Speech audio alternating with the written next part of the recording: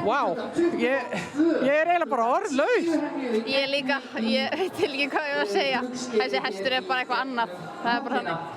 Það sko ekki bara gerir hann það sem beðir svo vel og þú líka, heldur þessu óbóðslega útgeislun.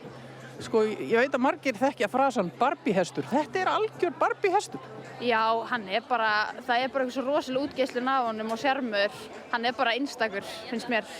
En þetta svakalega framfarir á einu tímabili. Ekki rétt munað hjá mér að þú hafi verið neðsta sæti í fyrra? Jú, ég var í neðsta sæti. Við töluðum það eitthvað í djóki, svona eitthvað, já, það nú gaman að snúa þessu við eða eitthvað. Svo bara gerðist það.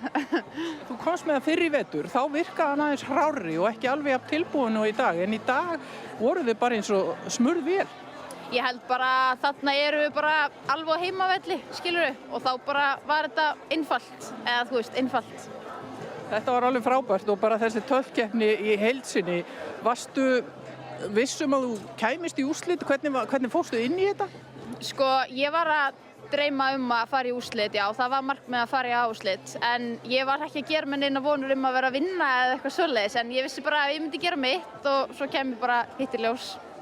Hvernig finnst þér þetta búið að vera í vetur, bara svona heilt yfir?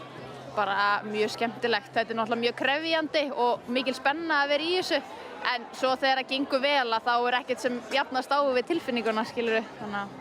Þú kannski sefur út í fyrramálið, hvílið aðeins? Já, ég veit ekki, það var svo hátt spennustig, ég gæti ekkert sofnað. Nei, þetta var alveg frábært. Ég segi bara innilega til hamingju og við erum náttúrulega ekki búin, það skeið eftir og það liðakeppni og einstaklingskeppni og allt þetta. Við fylgjumst áfram með til hamingju, Glódís. Takk hérlega fyrir.